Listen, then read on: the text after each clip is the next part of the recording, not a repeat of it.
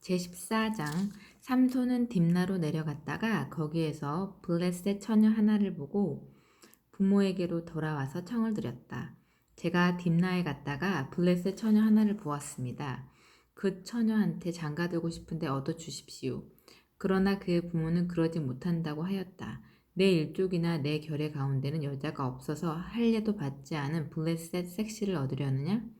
삼손은 아버지를 졸랐다. 그 여자가 좋은 걸 어떻게 합니까? 그 섹시를 얻게 해주십시오. 그러나 그의 부모는 이 일이 모두 야훼께서 하시는 일인 줄 몰랐다. 그때는 블레셋 사람들이 이스라엘을 지배하던 때였기에 야훼께서 블레셋 사람들을 칠 구실을 마련하시려는 것이었다. 삼손이 딥나로 내려가서 딥나에 있는 한 포도원에 다다랐을 때의 일이다. 남대없이 어린 사자 한 마리가 으르렁거리며 달려드는 것이었다. 그때 야훼의 영이 갑자기 내리덮쳐 삼손은 양새끼 찢듯 맨손으로 그 사자를 갈기갈기 찢었다. 그는 이 일을 부모에게도 알리지 않고 그 여인에게로 내려가 이야기해 주었다. 그렇게 그 여인에게 빠져 있었다. 얼마 후 삼손은 그 여자를 아내로 맞으러 가다가 가던 길을 벗어나 죽은 사자가 있는 데로 가서 그 죽은 사자 몸에 벌이 꿀을 쳐놓은 것을 보았다. 그는 손으로 꿀을 좀 따가지고 길을 가면서 먹었다. 돌아오는 길에는 얼마 따다가 부모에게도 대접해 드렸다. 그러면서도 그 꿀이 죽은 사자 몸에서 나온 것이라는 말만 하지 않았다. 삼손은 그 여자에게로 내려가서 젊은이가 장가갈 때 하는 풍속대로 잔치를 벌였다. 그러나 그들은 삼손이 무서워서 들러리를 30명이나 뽑아 함께 머물게 하였다. 그 자리에서 삼손이 그들에게 말하였다. 내가 수수께끼 하나를 낼 터이니 잔치가 계속되는 일에 동안 생각해서 맞춰보게. 알아내기만 하면 내가 모시옷 30벌과 예복 30벌을 내지. 그러나 알아내지 못하면 자네들이 나에게 모시옷 30벌과 예복 30벌을 내야 하네. 그들은 좋다고 하면서 수수께끼를 말해보라고 하였다. 그래서 그는 수수께끼를 내놓았다. 먹는 자에게서 먹는 것이 나오고 힘센 자에게서 단 것이 나오는데 그것이 무엇인가? 그들은 사흘이 지나도록 그 수수께끼를 풀지 못했다. 나흘째 되던 날 그들은 삼손의 아내에게 을러매었다. 내 신랑을 꾀어 그 수수께끼의 답을 알아내서 알려다오. 그러지 않으면 내 일족을 불에 태워 죽이겠다. 내가 우리를 초대해놓고 홀랑 벗길 셈이냐? 삼손의 아내는 그에게 매달려 눈물을 흘리며 떼를 썼다. 당신은 나를 사랑하는 것이 아니라 미워하고 있어요. 우리 동족들에게 수수께끼를 내놓으셨지만 그것이 무엇인지 저한테마저 숨기실 것 없지 않아요? 삼손은 그것은 내 부모에게조차 알리지 않았는데 어찌 당신에게라고 말하겠어 하면서 거절했지만 잔치가 끝나기까지 1회 동안 섹시가 매달려 울면서 조르는 바람에 1회째 되던 날 털어놓고야 말았다. 섹시는 그 수수께끼의 답이 무엇인지 제 동족들에게 일러주었다. 1회째 되는 날이 돼서 삼손이 신방에 들으려고 하는데 그 성 사람들이 그에게 말하였다. 꿀보다 단 것이 어디 있고 사자보다 힘센 것이 어디 있으랴. 자네들이 내 암소로 밭을 갈았구나. 그래서 내 수수께끼를 알아맞히는 거지. 삼손은 이렇게 말하고는 야훼의 영에 사로잡혀 아스클론으로 내려가 거기에서 30명을 죽이고 그들은 나들이 옷을 벗겨 수수께끼를 알아맞힌 사람들에게 주고는 화가 나서 자기 집으로 돌아왔다. 일이 이쯤 되자 삼손의 아내는 들러리들 가운데 어떤 한 사람에게 시집가고 말았다. 제15장 이런 일이 있은 지 얼마 후 일이었다. 삼손은 밀 추수할 때가 되어 염소 새끼 한 마리를 가지고 아내를 찾아가서 마누라 방에 들어가겠다고 하였다. 그런데 장인이 앞을 막으며 말하였다. 나는 자네가 그 애를 몹시 미워할 줄 알았네. 그래서 자네 아내를 들러리 썼던 사람에게 주어버렸지. 그러나 자네 처제가 더 좋으니 그 애를 언니 대신 받아주지 않겠나? 이번만은 너희 블레셋 사람들도 나에게 골탕을 먹는다고 해서 나를 탓하지 못할 것이다. 삼손은 거기 있는 사람들에게 이렇게 말하며 나가서 여우 300마리를 잡아 꼬리를 서로 미끌어 매고는 그 두 꼬리를 맨 사이에 준비해 두었던 회를 하나씩 매달아 놓고 그 회에 불을 붙인 다음 여우들을 블레셋 사람 곡식밭으로 내몰았다. 이렇게 하여 그는 곡식 가리뿐 아니라 배제하는 곡식과 포도 덩굴과 올리브 나무까지 태워버렸다. 블레셋 사람들은 누가 그 짓을 했는지 수소문하였다. 마침내 딥나 사람이 삼손에게 딸을 시집 보냈다가 빼앗아서 들러리 섰던 사람에게 주어버렸기 때문에 일어난 일인 줄 알게 되었다. 그리하여 블레셋 사람들은 그 여인이 사는 데로 올라가서 그 일족을 모두 태워 죽였다. 그러자 삼손이 그들에게 말하였다. 너희가 이따위 짓을 했는데 내가 가만둘 줄 아느냐? 너희에게 원수를 갚는지 안 갚는지 어디 두고 보아라. 삼손은 블레셋 사람들에게 덮쳐 들어가 마구 잡아 죽이고는 에탐이라는 곳에 있는 동굴로 내려가서 쉬고 있었다. 블레셋 사람들은 유다 지방으로 쳐올라와 진을 치고 레이를 쳐들어가 마구 짓밟았다. 유다 사람들이 무엇 때문에 이렇게 공격하는 거냐고 묻자 그들은 삼손을 잡으러 왔다고 하면서 삼손이 우리에게 한 대로 우리도 삼손에게 해주고야 말겠다고 하였다.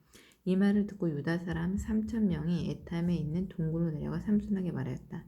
자네는 우리가 블레셋 사람들의 지배를 받고 있는 줄 모르지 않겠지? 이런 일을 하면 우리가 어떻게 될지 그쯤은 알 텐데 어찌하여 이런 일을 했는가? 그가 대답하였다. 나는 그들이 나에게 한 대로 해주었을 뿐이요. 그러자 그들이 말하였다. 우리는 자네를 묶어다가 블레셋 사람들에게 넘겨줘야겠기에 이렇게 내려온 걸세. 그가 그들에게 말하였다. 그렇다면 당신들이 나를 죽이지는 않겠다고 맹세해 주시오. 그들이 대답하였다. 그러지 우리는 자네를 죽일 생각은 추호도 없네. 자네를 묶어서 넘겨주기만 하면 되는 거야. 그리고는 새로 꼰 밧줄 둘로 삼손을 묶고 그 동굴에서 데리고 나왔다. 삼손이 레이에 이르자 블레셋 사람들이 소리를 지르며 달려오는데 야훼의 영이 그를 덮쳤다. 그러자 그 팔을 동여맸던 밧줄은 불에 탄 사물하기처럼 뚝뚝 끊어져 나갔다. 마침 거기에 죽은 지 얼마 안 되는 당나귀의 턱뼈가 하나 있었다. 삼손은 그것을 집어들고 휘둘러서 1,000명이나 죽이고는 외쳤다. 당나귀 턱뼈로 이자들을 모조리 묵사발을 만들었네. 나는 당나귀 턱뼈로 1,000명이나 쳐 죽였네. 이렇게 외치고 나서 삼손은 그 턱뼈를 내던졌다. 그곳을 라맛레히라 부르게 된 데는 이런 사연이 있다. 삼손은 몹시 목이 탔다. 그래서 야훼께 부르짖었다. 당신은 이 소인의 손으로 큰 승리를 거두셨습니다. 그런데 이제 저는 목이 타 죽게 되었습니다. 저 할례받지 못한 오랑캐들의 손에 넘어가고 말겠습니다. 하느님께서는 그곳 레히에 우묵하게 꺼진 데서 물이 터져나오게 하셨다. 삼손은 그 물을 마시고 기운을 차렸다. 그 샘이 오늘날까지도 레히에 있는데 그 샘은 에나코레라고 부르게 된 데는 이런 사연이 있다. 삼손은 블레셋 시대에 20년 동안 이스라엘 판관으로 있었다. 16장 삼손이 가자에 갔다가 한 창녀를 만나 그 집에 들어간 일이 있었다. 삼손이 왔다는 소문을 듣고 가자 사람들은 성을 둘러싸고 밤새도록 성문을 지켰다. 밤새 꼼짝하고 있다가 날이 새어 아침이 되면 죽이려는 것이었다. 삼손은 밤늦게까지 자리에 있었다. 그러다가 한밤중에 일어나 성문을 두 문설주와 빗장째 뽑아 어깨에 메고 헤브론 맞은편 산 꼭대기에 갔다가 던져버렸다. 이 일이 있은 후 삼손은 소렉 골짜기에 사는 한 여자를 사랑하게 되었다. 그 여자의 이름은 들릴라라고 했다. 블레셋 추장들이 그 여자를 찾아와서 부탁하였다. 그를 꿰어내어 그 큰 힘이 어디에서 나오는지 알아보아라. 어떻게 하면 그를 잡아 묶어서 맥을 못쓰게 할 수 있는지 알아내어라. 그것만 알아내면 그 대가로 우리가 모두가 너에게 은 1,100세겔씩을 주겠다. 그리하여 들릴라가 삼손에게 물었다. 당신의 그 엄청난 힘은 어디서 나오죠? 어떻게 하면 당신을 묶어서 맥이 빠지게 할 수 있는지 저한테만 알려주셔도 되지 않아요? 삼손이 대답하였다. 마르지 않은 새 밧줄 7매끼를 묶으면 나도 맥이 빠져서 여느 사람처럼 되지. 들릴라는 블레셋 추장들에게 마르지 않은 밧줄 7매끼를 받아가지고 삼손을 묶었다. 그리고는 제 방에 사람들을 숨겨놓고 있다가 소리쳤다. 여보세요. 블레셋 사람들이 당신을 잡으러 왔어요. 삼손은 밧줄을 불에 탄 사물하기처럼 끊어버렸다. 그리하여 그의 힘이 비밀을 알려지지 않았다. 그러자 들릴라가 삼손에게 말하였다. 당신은 나를 놀렸군요. 거짓말을 했어요. 무엇으로 당신을 묶으면 되는지 저한테만 알려주시지 않겠어요? 그가 대답하였다. 한 번도 사용하지 않은 새 밧줄로 탄탄히 묶으면 나는 맥이 빠져 여느 사람처럼 되지. 들릴라는 새 밧줄을 가져다가 삼손을 묶고는 소리쳤다. 여보세요, 블레셋 사람들이 당신을 잡으러 왔어요. 방에는 미리 사람을 숨겨두고 있었다. 삼손은 자기를 묶은 밧줄을 시루라기처럼 뚝뚝 끊어버렸다. 들릴라가 삼손에게 말하였다. 여전히 당신은 나를 놀리시는군요. 또 거짓말을 했어요. 무엇으로 당신을 묶으면 되는지 저한테만 알려주셔도 되지 않아요? 그가 대답하였다. 내 머리 7가닥을 시줄로 엮어 말뚝에 메어 놓으면 나도 맥이 빠져 여는 사람처럼 되지. 들릴라는 그를 잠들게 하고 그 머리 7가닥을 시줄로 엮어 말뚝에 매고는 외쳤다. 여보세요, 블레셋 사람들이 당신을 잡으러 왔어요. 삼손이 눈을 뜨고 일어나자 말뚝이 머리채에 감긴 채 뽑혔다. 들릴라가 그에게 말하였다. 당신은 나에게 도무지 마음이 없군요. 그러면서 나를 사랑한다고요? 벌써 나를 3번이나 놀리셨어요. 당신의 그 엄청난 힘이 어디에서 나온지 저한테만 숨기시지. 저한테마저 숨기시다니. 날이면 날마다 악착까지 졸라대는 바람에 삼손은 귀찮아 죽을 지경이 되었다. 그래서 삼손은 마침내 속을 다 털어놓고 말았다. 나는 모태로부터 하나님께 바친 나지르인이야. 그래서 내 머리에는 면도칼이 닿아본 적이 없다. 내 머리만 깎으면 나도 힘을 잃고 맥이 빠져 다른 사람과 조금 더 다를 것이 없이 되지. 들릴라는 삼손이 자기 속을 다 털어놓은 것을 보고 블레셋 추장들을 불렀다. 한 번만 더 와 보십시오. 삼손이 속을 다 털어놓았습니다. 블레셋 추장들은 돈을 가지고 왔다. 들릴라는 삼손을 무릎에 누워 잠재우고는 사람을 불러 그의 머리 7가닥을 자르게 하였다. 그러자 삼손은 맥이 빠져 힘없는 사람이 되었다. 여보세요, 블레셋 사람들이 당신을 잡으러 왔어요. 들릴라가 이렇게 소리 지르는 것을 듣고 삼손은 잠에서 깨어났다. 그는 전과 같이 털고 일어나 뛰쳐나갈 수 있으려니 여겼다. 야훼께서 이미 자기를 떠나신 줄 알지 못했던 것이다. 블레셋 사람들은 그를 잡아 눈을 뽑은 다음 가자를 꼬고 내려가 녹삿을 2줄을 메워 목에서 연자매를 돌리게 하였다. 그러는 동안 잘렸던 그 머리가 점점 자랐다. 블레셋 추장들은 모여서 저희의 신 다곤에게 큰 제사를 드리고 흥이 나서 외쳤다. 우리의 신이 우리의 적수 삼손을 잡아주셨다. 백성들도 그를 보고 소리치며 저희의 신을 찬양하였다. 우리나라를 망쳐주던 자, 우리를 수도 없이 죽이던 삼손을 우리의 신이 잡아주셨다. 그들은 더욱더 신이 나서 외쳤다. 흥을 도둑에 삼손을 불러내라. 그리고 그들은 삼손을 우에서 끌어내어 2기둥 사이에 세워놓고 놀려주었다. 그러는 동안 삼손은 자기 손을 붙잡고 인도해주는 젊은이에게 부탁하였다. 이 신전을 버틴 기둥을 만질 수 있게 나를 데려다 다오. 좀 기대야겠다. 신전은 남자와 여자로 들끓고 있었다. 추장들이 다 모여 있었고 3,000명가량 되는 남자가 옥상에서 놀림감이 되어 있는 삼손을 보고 있었는데 삼손이 야훼에게 부르짖었다. 주 야훼여, 한 번만 더 저를 기억해 주시고 힘을 주시어 제 2눈을 뽑은 블레셋 사람에게 단번에 복수하게 해주십시오. 그리고 나서 삼손은 그 신전을 버틴 기둥 하나에는 왼손을 대고 다른 하나에는 오른손을 대고 부르짖었다. 블레셋 놈들과 함께 죽게 해주십시오. 그리고 있는 힘을 다해서 밀자 그 신전은 무너져 거기에 있던 추장들과 사람이 모두 깔려 죽었다. 삼손이 죽으면서 죽인 사람이 살아서 죽인 사람보다 더 많았다. 그 일가 친척이 모두 내려와서 삼손의 시체를 거두하다가 소라와 에스다올 사이에 있는 그의 아버지 마노아의 무덤에서 장사 지냈다. 그는 20년 동안 이스라엘의 판관으로 있었다. 17장 단 지파의 이동. 에브라임 산악지대에 미가라 하는 사람이 있었다. 그가 자기 어머니께 말하였다. 어머니는 은화 1,100냥을 잊어버린 일이 있으시지요? 그때 어머니는 그것을 훔친 사람을 저주하셨습니다. 저도 이 귀로 어머니의 말씀을 들었습니다. 그런데 보십시오. 그 돈이 여기 있습니다. 그것을 훔친 것은 바로 저입니다. 여기 있으니 받아주십시오. 그 어머니가 대답하였다. 그래? 괜찮다. 너는 야훼께 복을 받아라. 아들은 돈 1,100냥을 어머니에게 돌려드렸다. 어머니는 그것을 받고 말하였다. 내가 이 돈을 이 손으로 야훼께 거룩하게 바쳐 내 아들을 위하여 신상을 부어 만들리라. 그리고 그의 어머니는 은화 200냥을 은장이에게 주어 신상을 만들게 하였다. 미가는 그 신상을 집어 모셨다. 미가는 그 신상을 모실 신당을 짓고 에봇과 데라빔을 만들고 아들 하나를 사제로 임명하였다. 그때는 이스라엘에 왕이 없어서 사람마다 제멋대로 하던 시대였다.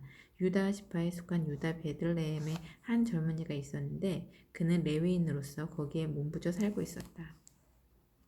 그는 제가 살던 성읍 유다 베들레헴을 떠나 다른 데 몸붙일 곳이 없나 찾아나섰다. 그래서 돌아다니다가 에브라임 산맥지대, 산악지대에 들어서 미가 집에 다다랐다. 미가는 그에게 어디에서 오는 길이냐고 물었다. 그가 대답하였다. 나는 레위인입니다. 유다 베들레헴에 살다가 어디 몸붙일 때라도 없는가 하고 찾아 돌아다니는 길입니다.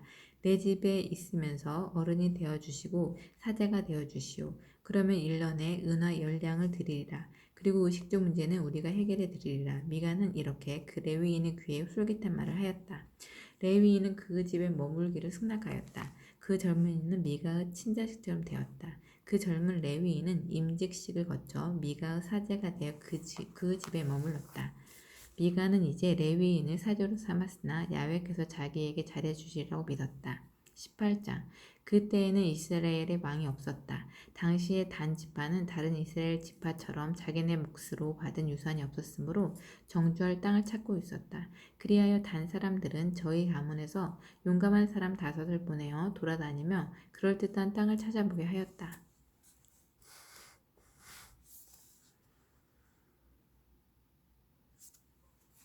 그들은 소라와 에스다올 출신이었다. 그들은 그럴듯한 땅을 찾아보라는 사명을 띠고 다니던 중 에브라임 산악지대에 들어섰다가 미가의 집이 있는 곳에 이르러 그곳에서 하룻밤 묵게 되었다. 그들은 미가의 집 근처에서 젊은 레위인의 목소리를 듣고 그가 있는 데로 가서 물었다. 누구를 만나서 이리로 오게 되었소? 여기에서 도대체 무엇을 하고 있는 거요? 그리고 여기는 어쩐 일이요? 그는 자기가 미가에게 이러저러한 대접을 받았으며 사자로 고용되어 있는 몸이라고 하였다. 이 말을 듣고 그들은 저희의 사명이 성취될 것인지 하나님께 물어보아달라고 부탁하였다. 그 사자는 안심하고 가라고 하면서 그들이 가는 길이 환히 트이도록 야육해서 보살펴 주실 것이라고 일러주었다. 그 말을 듣고 5사람이 길을 떠나 라이스에 이르러 보니 그곳 사람들은 시돈 사람들처럼 태평스럽게 살고 있었다. 땅에서는 안 나는 것이 없고 아쉬울 것이 없이 걱정 없이 마음 놓고 살고 있었다. 게다가 시돈 사람들과도 멀리 떨어져 있었고 아람 사람들과도 아무 관계를 맺지 않고 있었다. 그들은 소라와 에스디아울로 돌아와 경과를 묻는 친척들에게 말하였다.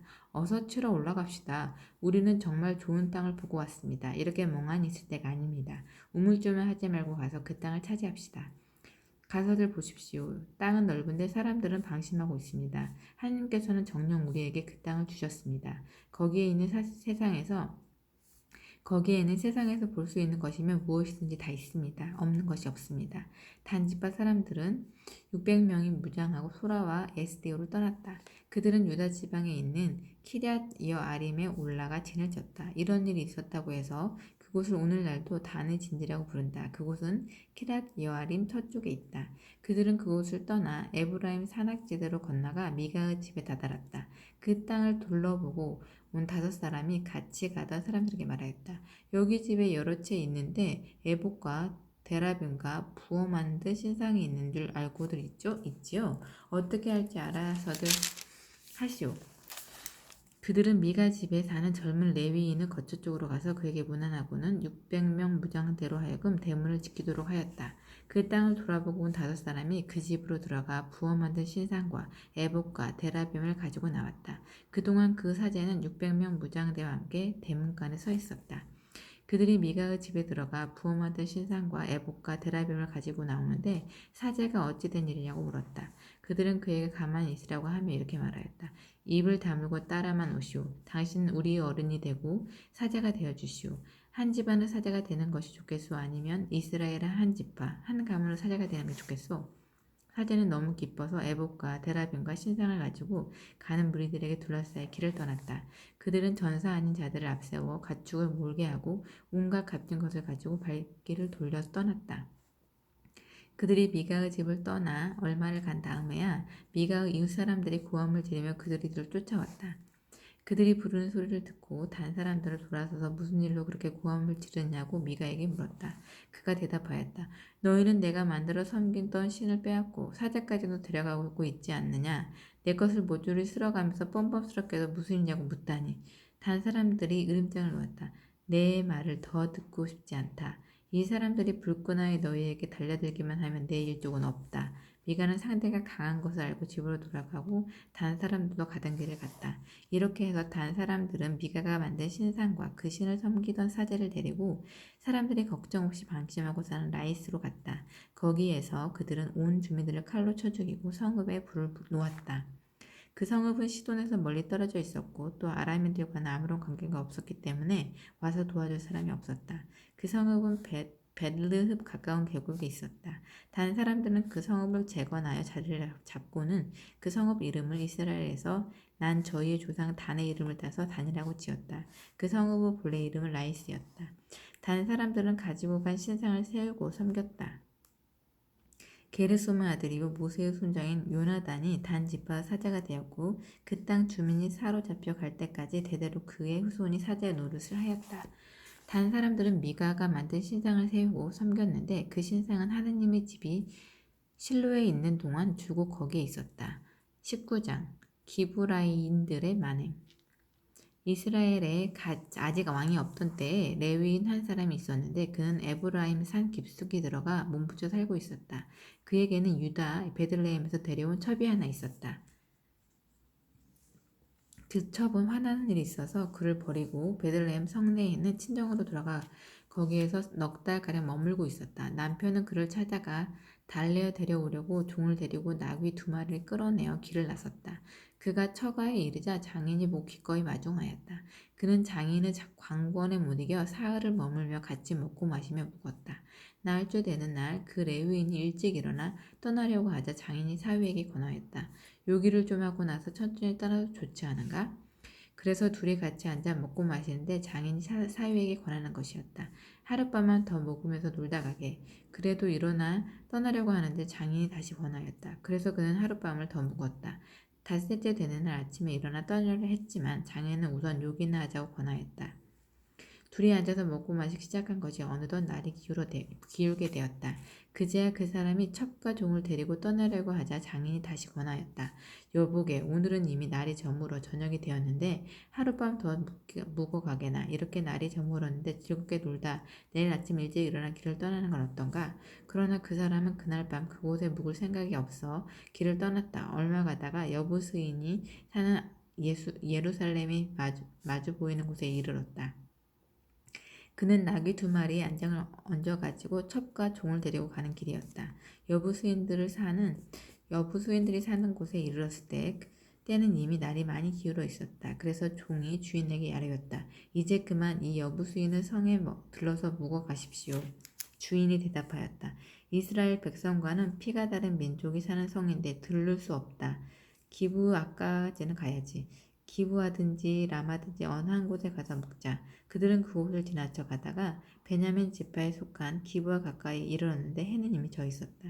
하는 수 없이 그들은 기브아에서 밤을 보내려고 성에 들어가 장터에 앉아 있는데 누구 하나 집에 들어와 묵으라고 맞이하는 사람이 없었다. 그러는데 한 노인이 저녁이 되어 반예를 마치고 돌아오고 있었다. 그는 에브라임 산악지대 출신으로 기브아에 몸부쳐 사는 사람이었다. 그곳 주민은 베냐민 사람들이었다. 노인은 성읍 광장에 웬 나그네가 앉아있는 것을 보고 물었다. 어디서 오며 어디로 가는 사람이요? 그가 대답하였다. 우리는 유다 베들레헴에서 에브라임의 두메 산골로 가는 길입니다.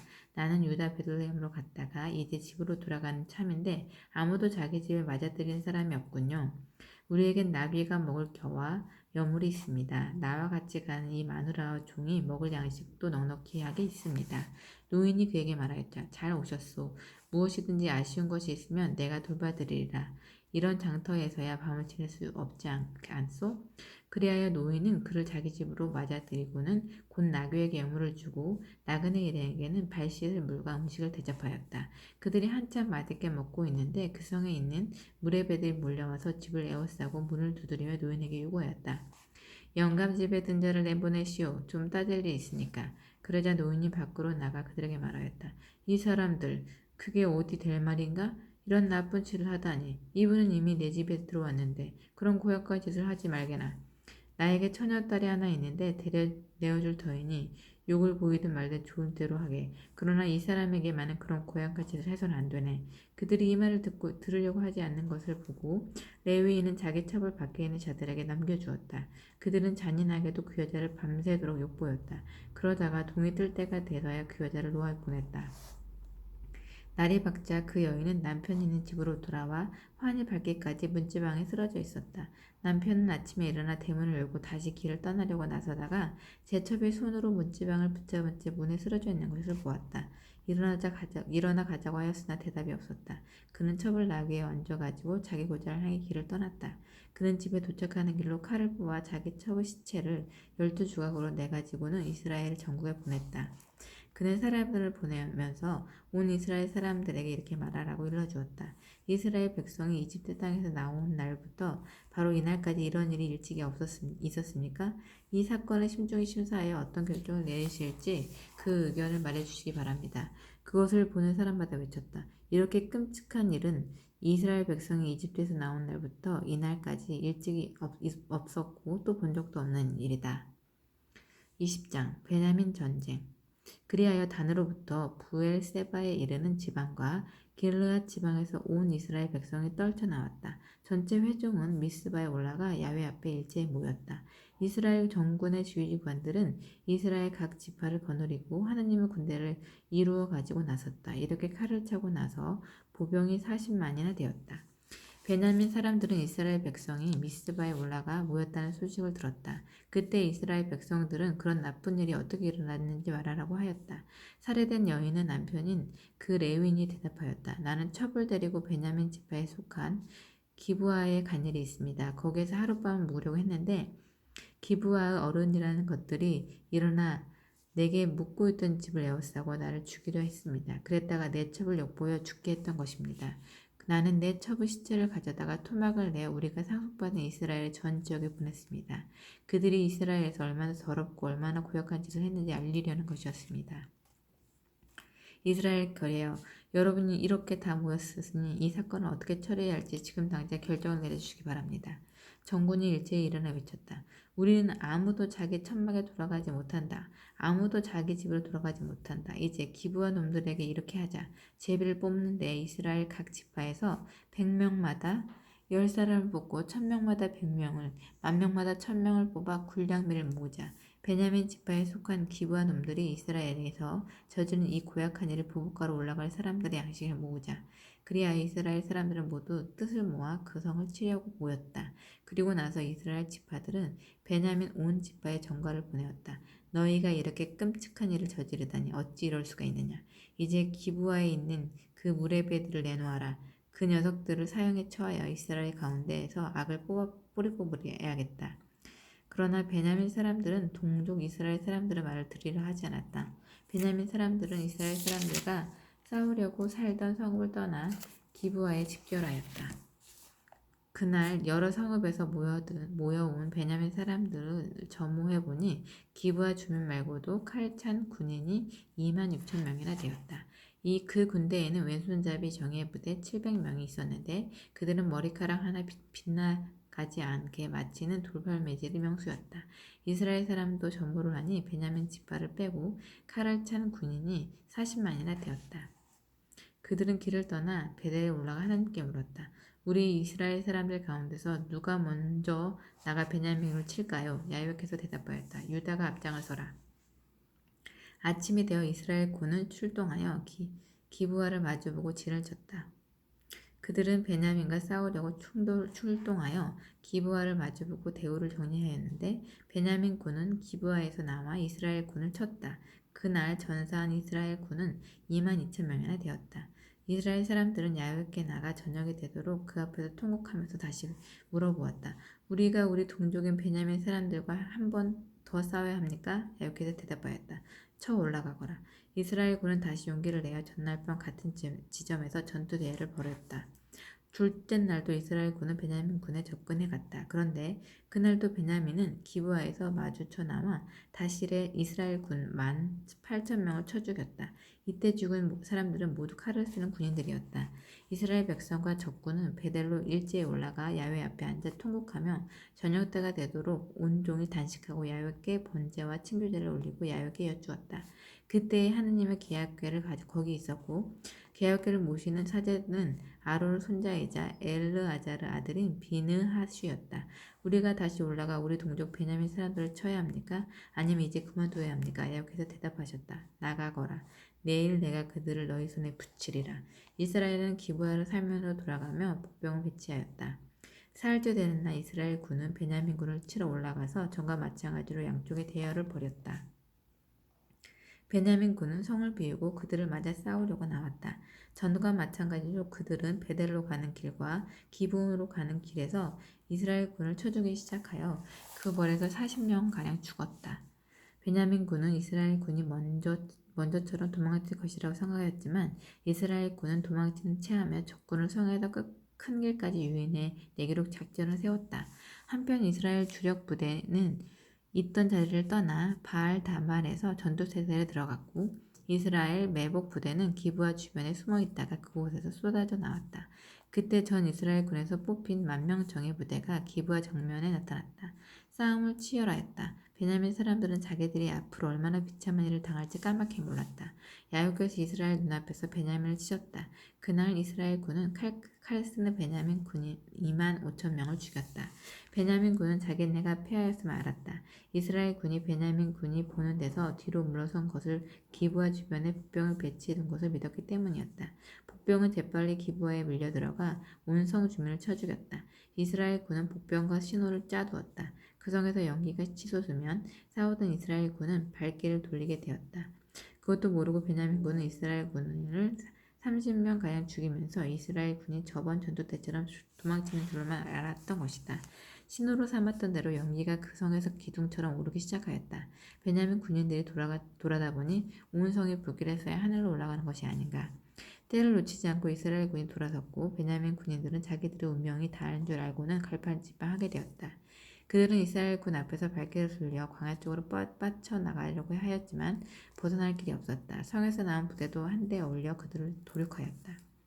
그들은 베냐민 군을 포위하여 틈을 주지 않고 동쪽으로 기브아 맞은편에 이르기까지 추격하여 짓부수었다.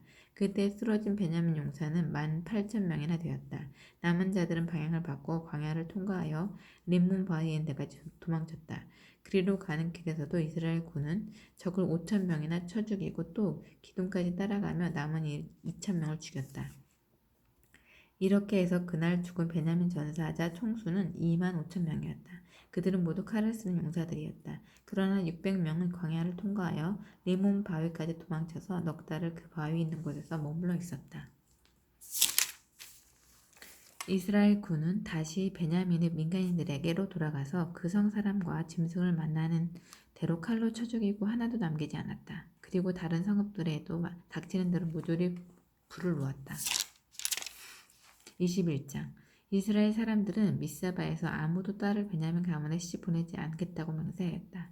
이스라엘 군은 베델로 가서 저녁이 되도록 하느님 앞에서 앉아서 소리를 질러 대통곡하여 아뢰었다.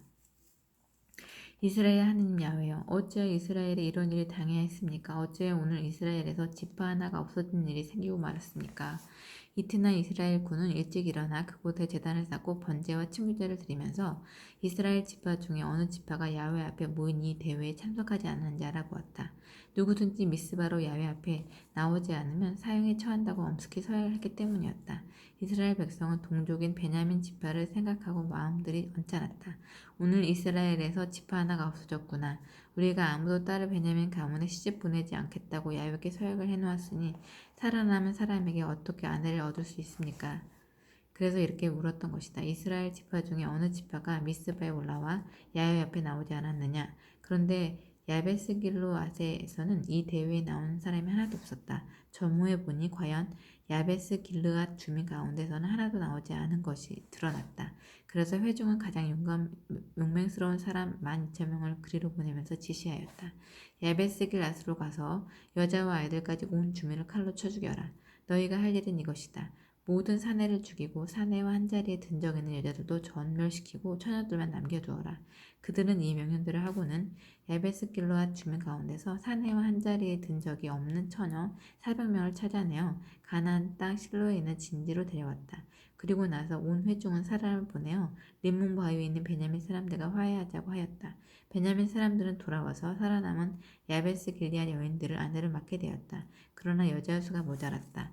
야훼께서 이스라엘 지파들 사이에 틈에 벌어지게 하셨기 때문에 백성들은 베냐민 지파를 생각하고 마음이 언짢았다. 그래서 회중의 장로들은 베냐민 여인들이 모조리 없어졌으니 살아남은 남자들에게 어떻게 하면 아내를 얻을 수 있을까 하고 의논하였다. 이스라엘 중에서 지파 하나가 없어지지 않게 베냐민 지파에서 살아남은 자들의 씨를 이어야 할 터인데 어떻게 하면 될까? 우리 딸들은 그들과 결혼시킬 수 없고 이스라엘 백성은 베냐민 지파의 딸을 시집보내면 저주를 받겠다고 설교했기 때문이었다. 그렇지 해마다 실로에서 야훼의 축제가 열리지 실로는 베델에서 세겜으로 뻗는 길 동편에 있는 성으로 베델의 북쪽 레바논의 남쪽에 있었다. 그들은 베냐민 사람들에게 이렇게 하라고 시켰다. 포도밭에 숨어 있다가 실로 처녀들이 떼를 지어 춤추러 나오는 것이 보이거든 포도밭에서 나와 그 실로 처녀들 중에서 아내를 골라잡아 가지고 베냐민 땅으로 돌아가거라. 만일 여자의 아비나 형제가 와서 시비를 걸면 우리가 그들에게 이렇게 말해주마. 전쟁에서 여자를 잡아다가 아내로 삼듯이 그들도 당신 여자들을 그렇게 한 것인 용서해 주십시오. 당신들이 자의로 여자를 그들에게 주었다면 서약을 깨뜨리는 죄를 지은 것이 되겠지만 그렇지 않지 않소?